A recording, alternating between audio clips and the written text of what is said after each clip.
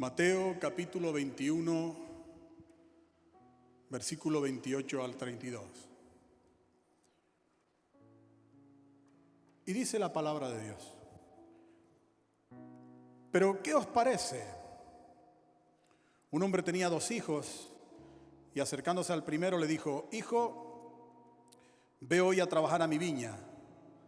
Respondiendo él dijo: no quiero. Pero después, arrepentido, fue. Y acercándose al otro le dijo de la misma manera. Y respondiendo él dijo: sí, Señor, voy. Y no fue. ¿Cuál de los 2 hijos hizo la voluntad de su padre? Dijeron ellos: el primero. Jesús les dijo: de cierto os digo que los publicanos y las rameras van delante de vosotros al reino de Dios. Porque vino a vosotros Juan en camino de justicia y no le creísteis, pero los publicanos y las rameras le creyeron. Y vosotros, viendo esto, no os arrepentís después para creerle. Padre, gracias por esta palabra. Rogamos que toque el corazón de mis hermanos, y mientras es predicada y compartida, Señor, tu Espíritu se mueva en total libertad en este lugar y toque los corazones y las vidas de mis hermanos, y tu presencia descienda de una manera extraordinaria. Y mientras envías tu palabra, traigas sanidad y saques a toda persona de la ruina en la que se encuentre, en el nombre poderoso de Jesucristo. La iglesia dice: se pueden sentar, hermanos míos.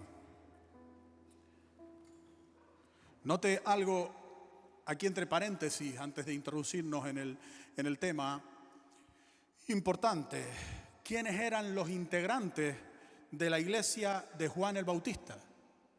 ¿Quiénes eran los integrantes de la iglesia de Juan el Bautista? ¿Quiénes iban cada vez que Juan el Bautista los convocaba para escuchar la palabra del Señor? Y vemos aquí que la iglesia de Juan el Bautista se componía de publicanos y rameras. Publicanos y rameras, es decir, se componía de gente que era para los judíos gente despreciable, gente detestable en la sociedad. Y se componía de esta gente porque dice la Biblia que fueron los únicos que creyeron a la justicia de Juan, que Juan vino con justicia, vino de una manera que fue asombrosa, o sea, un hombre con una integridad impresionante. De repente se está vestido, hasta ni usaba vestidos tradicionales, ni telas de la época, ni nada. Una vestimenta de piel de animal, y comía insectos y langostas, nada de chuletones ni cosas parecidas. Y el hombre era un hombre con una humildad absolutamente radical y una vida muy, muy humilde. A pesar de eso, no le querían creer. No le querían creer. Porque, querido hermano, no es nuestra apariencia ni lo que nosotros vemos lo que hace que nuestro corazón se vuelque al Señor. Es la palabra de Dios. Es la palabra de Dios. Es el poder de la palabra de Dios lo que llega a nuestros corazones. Y los publicanos y las rameras abrían su oído. Y al abrir su oído, la palabra de Dios entraba en ellos y eran transformados. ¿Qué iglesia más interesante esta? ¿Cuántos dicen amén? Ahora, Jesús, a través de las parábolas, lo que intentaba era hacer reflexionar a los líderes y a los gobernantes del pueblo de Israel. Pero cuando los líderes, en este caso los escribas y los fariseos, no tenían ninguna argumentación contra lo que él estaba diciendo, no podían contradecir las palabras del Señor Jesucristo, comenzaron a acusarlo de endemoniado. Comenzaron a acusar al Señor de alguien que echaba los demonios por mano de Belcebú, dice Mateo 12:24. Lo acusaron de endemoniado. En otras palabras, lo demonizaron. La demonización, queridos hermanos, es uno de los principales ataques que ha habido durante toda la historia de la iglesia. La táctica más estratégica y poderosa de Satanás contra la iglesia, contra Cristo y contra Dios ha sido la demonización. Desde el comienzo de la iglesia, incluso con Adán y Eva, usó la demonización Satanás. Dijo que Dios era malo. Y que no se estaba comportando bien con Adán y con Eva. Dios les está privando a ustedes de algo bueno. Y entonces se está comportando mal. Lo demonizó y ahora está intentando demonizar a Cristo. Demonizar a Cristo porque no puede con su palabra. Porque no puede con la predicación de Cristo, con el trabajo que Cristo estaba haciendo. A la iglesia del Señor se le ha intentado demonizar a lo largo de toda su historia. Por ejemplo, al comienzo de la iglesia comenzaron a decir acerca de la iglesia que los cristianos comíamos carne y bebíamos sangre humana. ¿Por qué? Pues porque se proclamaba todo lo de la Eucaristía, la cena del Señor, y decían, bueno, pues estos como comen la carne y la sangre de Jesús, de ese Jesús que ellos proclaman, pues como comen la carne y la sangre de Él, es porque son carnívoros y esta gente pues son del demonio. Y estuvieron demonizando la iglesia en los primeros 4 siglos. Y así continuaron con una y otra cosa. Satanás sigue usando la misma estrategia, la demonización. Satanás, para destruir la vida de las personas, de la iglesia, tu vida, intenta demonizarte, hacerle creer a los demás que eres malo. Cuando se demoniza a alguien es porque no se tiene nada contra esa persona. Es lo mismo que cuando se usan los insultos. Siempre que usan un insulto contra ti es porque no te pueden contradecir, porque no pueden argumentar nada contra ti, entonces tiran del insulto. Satanás, cuando no tiene nada contra ti, cuando no puede venirse contra ti, lo que usa es la demonización. Y nosotros como cristianos tenemos que entender que cuando se está demonizando a alguien o a algo, Satanás está metido en eso. Como cuando se está insultando a alguien. Cuando a alguien insultan es porque no tiene argumentos contra esa persona. Cuando la iglesia es demonizada es porque Satanás no tiene nada contra ella. Aún así, hay gente que cae en el engaño de la demonización. Y hay cristianos, hermanos en Cristo, que han sido demonizados por otros hermanos en Cristo. Hay personas que han sido demonizadas y nosotros caemos en el engaño de la demonización. Siempre que hay demonización, Satanás está metido en esa obra de demonización. Es la técnica de la desinformación, de la alteración de los hechos, de tergiversar los sucesos para presentar a la persona o a la entidad como si fuera algo malo o dañino para tu vida. Es el le hemos oído decir, ese rumor que se levantó contra Cristo y que le llevó a la cruz del Calvario, que vemos en Marcos 14:58. Nosotros le hemos oído decir, yo derribaré este templo hecho a mano y en 3 días edificaré otro hecho sin mano. Nosotros sabemos de qué va esto, pero la gente de aquel entonces usó esto para demonizar a Jesús, diciendo, le hemos oído decir. En Hechos 6:14 dice también, pues le hemos oído decir que ese Jesús de Nazaret destruirá este lugar y cambiará las costumbres que nos dio Moisés. La demonización apunta, queridos hermanos, a los sentimientos de las personas.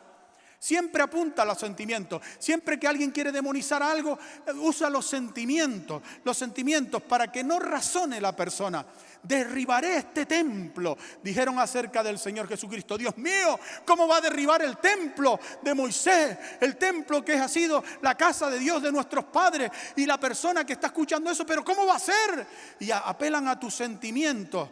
Y a nadie se le ocurrió preguntarle a Jesús qué es lo que quería decir con eso, o si eso era cierto o no. Ellos, a través de la emoción que sintieron, de los sentimientos, se tragaron la gran mentira que habían hecho contra él. Es la estructura del Maleus Maleficarum, el manuscrito de la casa de brujas que usó la Inquisición contra los protestantes, contra nuestros hermanos, para aniquilarlos y para torturar a miles de ellos. La misma estrategia, las emociones y los sentimientos. La demonización se presenta como una emergencia también, como si fuera a pasar algo que nos perjudicará a todos. Cambiará nuestras costumbres, le dijeron acerca de Jesús. Cambiará nuestras costumbres. Ellos dijeron, Dios mío, ¿cómo va a hacer eso? ¿Cómo va a cambiar nuestras costumbres? Y entonces las personas tomaron decisiones equivocadas, que son las decisiones que toman equivocadas aquellas personas que permiten la demonización. Con esto de una emergencia, va a suceder algo, va a pasar algo, va a venir un suceso que nos va a avergonzar a todos, que vamos a pasar todos una vergüenza terrible, y venga y dale la demonización. Eso es lo que Naomi Klein llama la doctrina del shock. Es algo, queridos hermanos, ya inventado de hace mucho tiempo. La demonización usa los medios públicos para crear una reacción en cadena de descrédito colectivo. Por eso cuando te critican a ti lo hacen a través del Facebook, a través de las redes sociales. Esos son expertos en la demonización. Ponen comentarios, cositas que hacen alusión, que no los entiende nadie, solo las personas que más o menos saben algo, y están ahí como demonizando a la gente. ¿Para qué? Para que haga que cualquier persona que trate de ir en contra de eso sienta que es un cómplice del mal. Es decir, que te demonizan públicamente para que las personas se alejen de ti porque sienten que pueden ser cómplices del mal. Note cómo a partir del descrédito de Jesús, del descrédito que metieron contra Cristo, la frase favorita del pueblo de Israel era: tú también estabas con Jesús el Nazareno. Marcos 14, 67. Tú también estabas con Jesús el Nazareno. Esto fue lo que hizo caer a Pedro. Después de todo el descrédito tan grande que levantaron contra Cristo, lo siguiente es señalar: tú también estás con esto, tú también vas ahí, tú también escuchaste en el Getsemaní, tú también. Entonces las personas empiezan a retirarse por ese descrédito y caen en la trampa de la demonización. ¿Cuál es el resultado de la demonización? ¿Cuál es el resultado de demonizar tu vida, de demonizar la iglesia, de demonizar al pastor, de demonizar a un líder, de demonizar la iglesia del Señor Jesucristo? ¿Cuál es el resultado? Pedro nos los mostró en Hechos 3:14. Dice: mas vosotros negasteis al santo y al justo, y pedisteis que se os diera un homicida, y matasteis al autor de la vida, a quien Dios ha resucitado de los muertos, de lo cual nosotros somos testigos. Fíjese cómo la demonización llevó a negar al justo, a negar al Hijo de Dios, y a pedir o ponerse en favor de un homicida, en favor del diablo y de Satanás, y matar, dice la palabra, al autor de la vida. ¿Cuál es el resultado de la demonización? El resultado de la demonización, como podemos ver en este texto, es la vergüenza para los que demonizan y la vergüenza para todos aquellos que se han creído las demonizaciones mentirosas de aquellos que siguen a Satanás y al diablo. Todos esos quedarán avergonzados por el poder de Jesucristo, como dice la palabra del Señor en Hechos 3:14. No se puede demonizar la iglesia del Señor y quedar impune. Ni se puede demonizar a los siervos del Señor y quedar impune. Hay una respuesta contundente de Dios contra esto. Pero esta parábola de lo que trata es del carácter de los dos hijos. Del carácter de los dos hijos. Mateo 21:28 dice que acercándose al primero le dijo: hijo, ve hoy a trabajar en mi viña. Respondió él: no quiero. Pero después fue. Le dijo al otro que fuera y dijo: sí voy. Y después no fue. Los dos eran hijos de un mismo padre. ¿Cómo es posible que fueran hijos de un mismo padre, de la misma familia, y tuvieran caracteres tan diferentes y fueran tan diferentes? Debería ser la respuesta de los dos la misma. ¿Qué determina el carácter de una persona? ¿Qué determina que una persona responda a una cosa de una manera o de otra? ¿Qué hace que en la vida, en un hogar, un hijo sea una persona exitosa y el otro sea un fracasado de la vida? ¿Qué es lo que hace? ¿Qué determina el carácter de las personas? Tenemos que entender que la personalidad de un individuo se compone de dos partes: el temperamento y el carácter. Eso forja nuestra personalidad. Nosotros somos lo que es nuestro temperamento y lo que es nuestro carácter, la unión de esas dos cosas, temperamento y carácter. El temperamento es con lo que nacemos, es con lo que nacemos. Y escuche, es muy importante esto. Es muy importante esto y es muy importante para poder aceptar a las personas, para poder comprenderlas, para poder entenderlas, entender su temperamento o descubrir su temperamento. Porque hay quienes viven condenándose, entristecidos por un temperamento heredado, con algo que se les ha puesto en su vida al nacer y que ellos no pueden cambiar. Lo único que pueden hacer es someter. Al temperamento no se le puede cambiar, solo se le puede someter, porque es algo con lo que hemos nacido. Venimos de fábrica con eso. Es muy importante esto, porque hay quienes viven rechazando, viven señalando o condenando a personas por su temperamento, por algo que no pueden cambiar, sino someter. Despreciar a personas por su temperamento, querido hermano, no su carácter, su temperamento, es como despreciar a personas discapacitadas. ¿Puede esa persona cambiar su discapacidad? ¿Dejar de ser lo que es? No puede, querido hermano. Hipócrates, después de un estudio profundo sobre los 4 humores del ser humano, es decir, la sangre, bilis amarilla, bilis negra y flema, nos presentó 4 temperamentos, que es muy importante entenderlo. Con estos 4 temperamentos, según este estudio, nacemos todos los que estamos aquí y hemos nacido todos con alguno de estos temperamentos. Hay gente sanguínea, con exceso de sangre. Estas personas son personas que siempre actúan basándose en lo que siente, sin razonar mucho. Se dejan llevar por los sentimientos. Los sanguíneos son muy de sentir. Sentir. Y esto les lleva a cambiar de parecer con facilidad, según lo que sienten. A no ser disciplinados, porque la disciplina requiere dolor y no requiere que nosotros sensaciones agradables. Por tanto, no son gente muy disciplinada la gente sanguínea.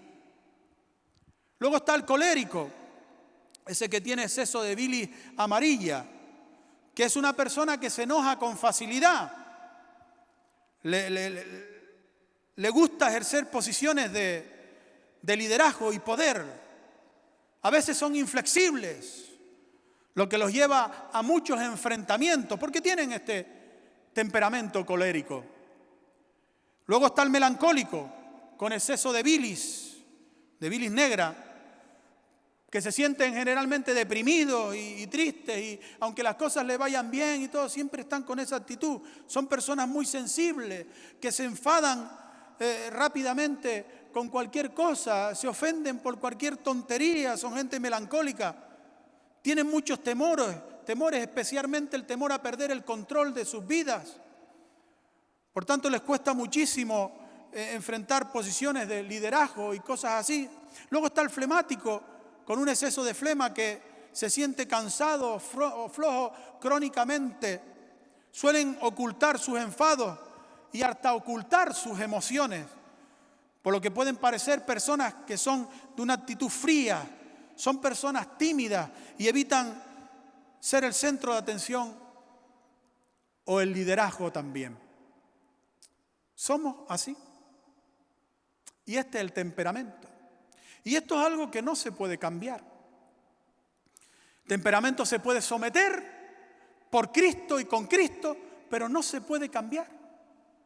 Cuando una persona afloja en el Señor y no tiene la fortaleza del carácter del Señor, o pasa por situaciones en las que afloja el Señor, termina comportándose con este temperamento otra vez. Vuelve otra vez a su temperamento, porque es como ha nacido. Y tenemos que entender a estas personas, hermanos, y descubrir en cada persona, en nuestra familia, cómo es. Si es colérico, si es melancólico, si es sanguíneo, para poder entender si una persona es flemática, para poder entender. Y cuando nosotros descubrimos, podemos comprender por qué actúa así o por qué actúa de otra manera. Un colérico no puede de ninguna manera convertir a un flemático, a un melancólico en un colérico. No puede hacerlo, y nosotros a veces nos empeñamos en cambiar el temperamento de las personas, y lo que hacemos es dañarle o reprimirle o destruir su propia personalidad. Acusaciones, condenaciones, porque no debería ser así. Ha nacido así. ¿Cómo se le puede decir a una persona discapacitada que no debería estar en una silla de ruedas? Que debería andar con sus pies. ¿Cómo se le puede decir a una persona que le faltan sus dedos de la mano que debería tener todos los dedos? ¿Cómo se puede hacer eso? No se puede, hermanos. Por lo mismo que no se puede cambiar o intentar transformar el temperamento de una persona, porque es algo incambiable.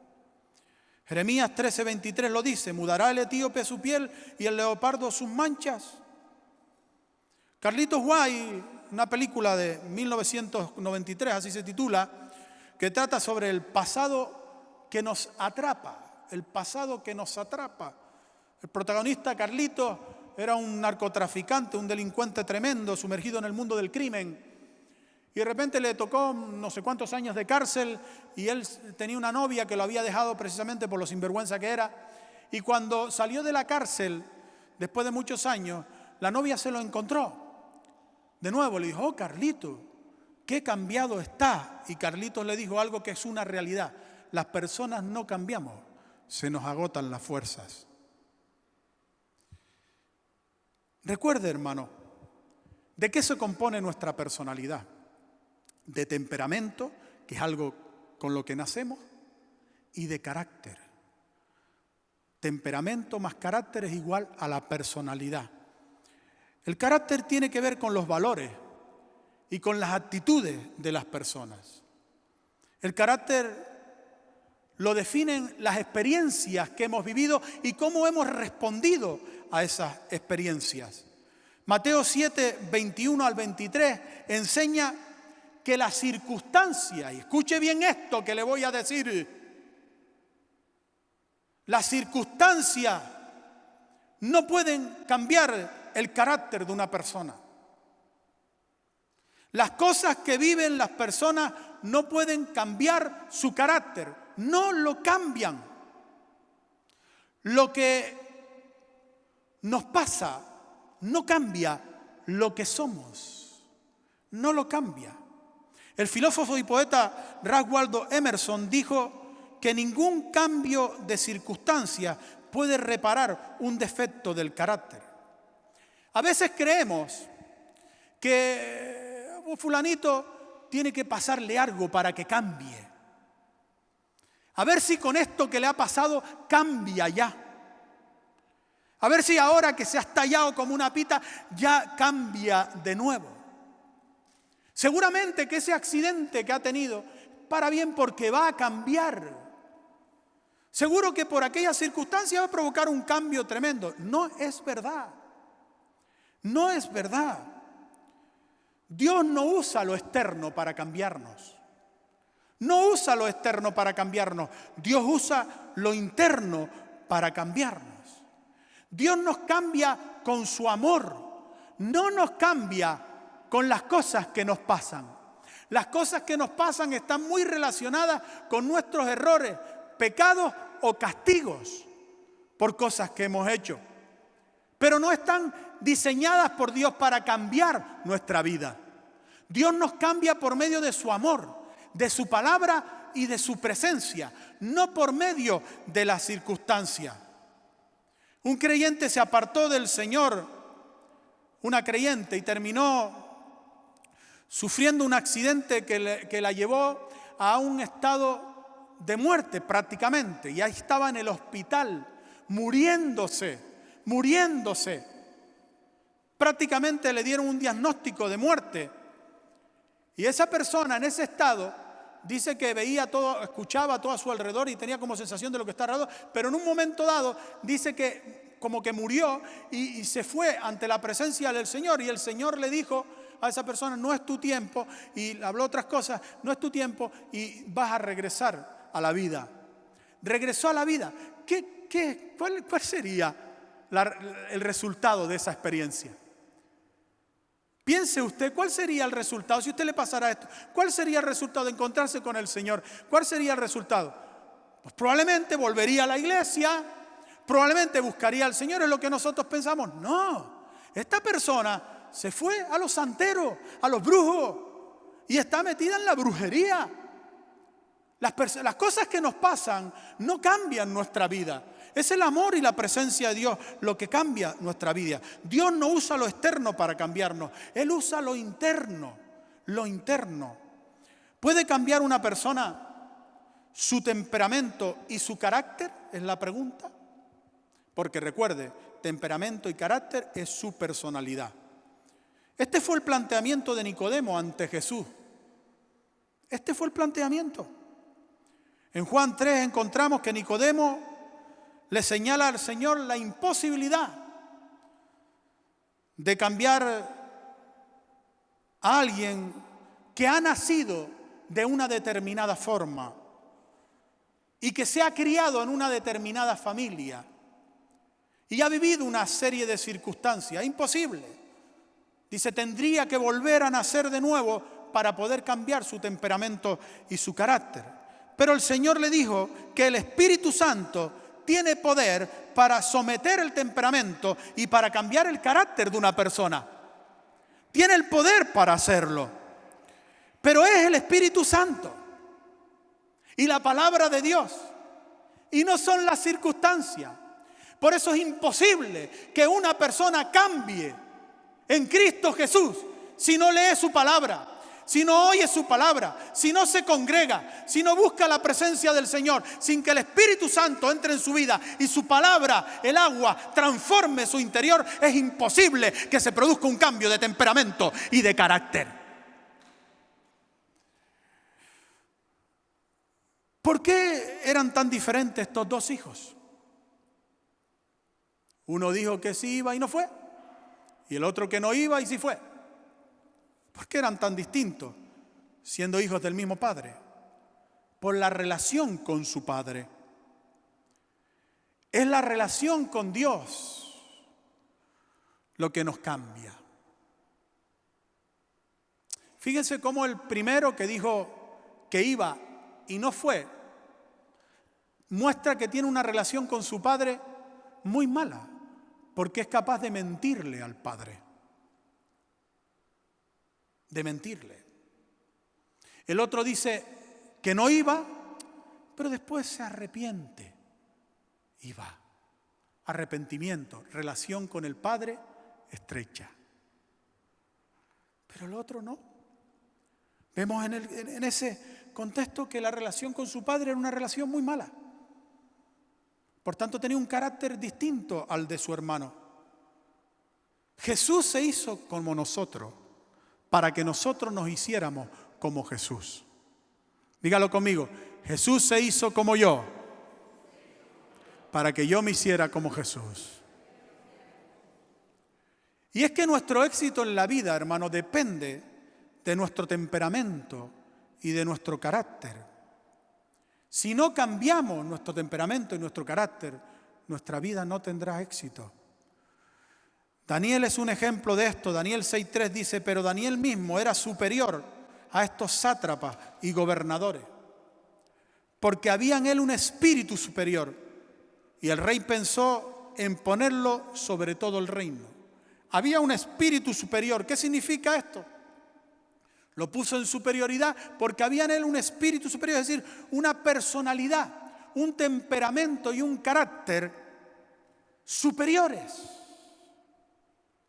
Es hacia donde apunta Cristo, a implantar en nosotros su temperamento y su carácter para colocarnos en una personalidad superior a la de la gente del mundo. Daniel fue elevado como jefe por su personalidad, los dones, los talentos, lo bien que sepas hacer una cosa, lo bien que sepas trabajar, que seas un profesional como la copa de un pino, queridos hermanos. No determina que puedas ocupar posiciones altas. Son las personas de buen carácter las que ocupan posiciones altas. El carácter es más importante que el talento. El carácter es más importante que la profesionalidad. Una persona puede echar a perder todo lo que sabe, lo que es, su conocimiento, su inteligencia, sus talentos, todo por tener un mal carácter. Dios no eleva a grandes cosas a personas que tienen un mal carácter, que se dejan llevar por su temperamento, que no tienen sujeto su temperamento. En resumen, que tienen una mala personalidad. Un creyente no puede decir, yo soy así, no puedo cambiar. Porque cuando un creyente dice yo soy así, no puedo cambiar, lo que en realidad está diciendo es no quiero que el Espíritu Santo ni la palabra de Dios transforme mi vida. No quiero que el Espíritu Santo me toque. No quiero que la palabra de Dios me transforme y me cambie. No quiero sujetarme a la palabra de Dios.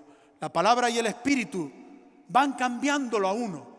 Y cuando uno se sumerge en la presencia de Dios, va como cambiando. Y la palabra de Dios que va viniendo por el oído va entrando y va transformando las cosas. Y de repente uno mira para atrás y se da cuenta de que ha producido un cambio grandísimo en su propia vida. Del cambio de nuestra personalidad dependen, queridos hermanos, algo tan importante que nosotros esperamos, y es el cumplimiento de las promesas de Dios. Dios no puede cumplir las promesas con el carácter, con la forma que usted tiene de actuar o de ser, con su falta de someter su temperamento. Es que yo soy así. Soy una persona que me irrito rápido, que me enfado rápido. No me hagas enfadar. ¡No! Cambia tú, cambia ese temperamento, o sujétalo, o somételo, porque tienes el poder en Cristo de Jesús de someter todas las cosas, incluso tu propia personalidad. Moisés era manso, pero tenía un problema de carácter. Era colérico, se enfadaba con facilidad. Y claro, Moisés supongo que buscaría la técnica esa de no me hagan enfadar. Si me buscan, me encuentran. No me hagan enfadar, ¿eh? Y ahí está todo el mundo alrededor, hablando bajito. Cuidado con lo que se le dice, para que no se enfade el pedazo de colérico ese. Y tiene sometida a su familia, a su entorno, su trabajo, su profesión, todo sometido. Él no quiere someter su carácter, sino que somete a los demás a su carácter. Y ahí tiene que aguantar todo el mundo al colérico de turno. Y Moisés era así. Por un enfado Moisés se carga a un tío y lo mata. Y de repente esa cosa que Dios quiso trabajar con él y que lo llevó a su presencia para trabajar con él, él no trató con eso. Siguió teniendo pequeñas zorras, pequeños enfaditos de vez en cuando. Y una vez Dios le manda hablarle a la roca, que era Cristo, y hablarle a la roca para que saque agua porque el pueblo está sediento. Y Moisés, oyendo al pueblo quejándose, se enfada y entra en cólera y da lugar a su temperamento colérico en vez de sujetarlo, y golpea la roca en vez de hablarle. ¿Qué sucedió? Moisés se quedó sin la tierra prometida. La vio de lejos nada más. No pudo disfrutar de ella. Imagínese que Dios te dé tu promesa, porque Dios lo que se promete lo cumple, pero que no puedas disfrutar de ello. Que Dios te lo dé, pero no lo puedas disfrutar, que fue lo que le pasó a Moisés. Las personas de mal carácter son propensas a caer en la frustración, en un sentimiento de tristeza, de decepción consigo mismo, porque no alcanzan sus sueños, porque no alcanzan lo que quieren, porque Dios no les puede llevar allí. Con esa personalidad no puede. Por eso Dios está trabajando en nosotros, nuestro carácter, nuestra personalidad. Nos invita a una convivencia para tratar con nosotros, a un intensivo para tratar con nosotros. Vamos a la célula, a los cultos, para tratar con nosotros. Nosotros no, yo prefiero que me trate Pablo Motos del programa. ¿verdad? O el sálvame del mediodía. Yo con el sálvame del mediodía estoy cambiando mi vida.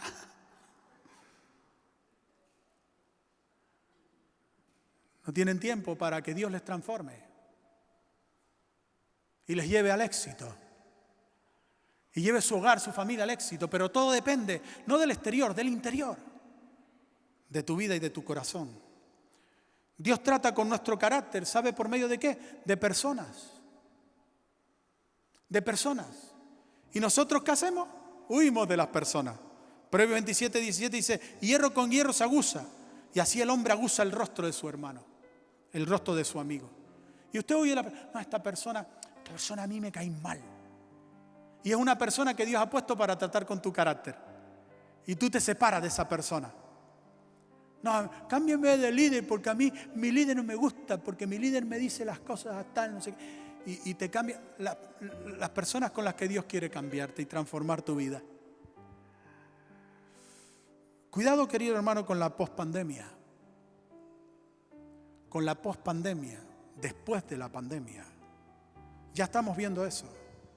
Esta pandemia tiene un objetivo: cambiar el carácter de las personas, hacernos peores personas.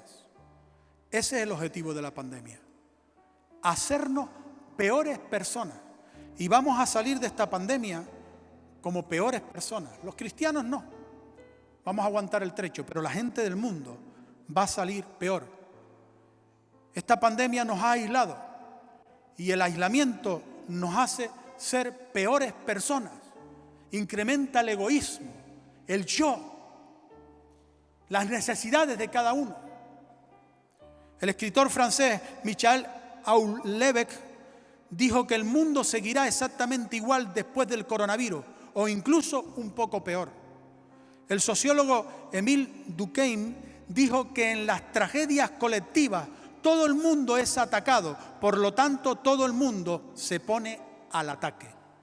El profesor Borja Barraguer dijo que la pandemia va a polarizar las conductas, nos llevará a los extremos.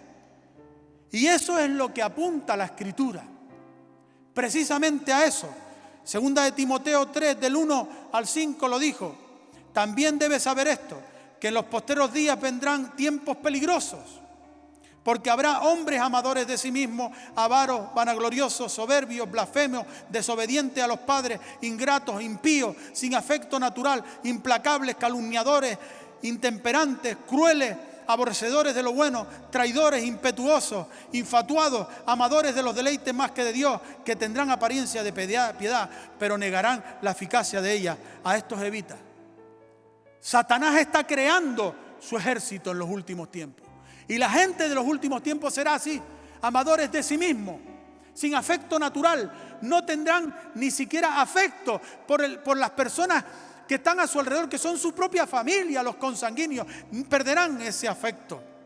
El periódico ABC, en un artículo, afirma que después de la pandemia puede venir una época de desenfreno sexual y derroche económico.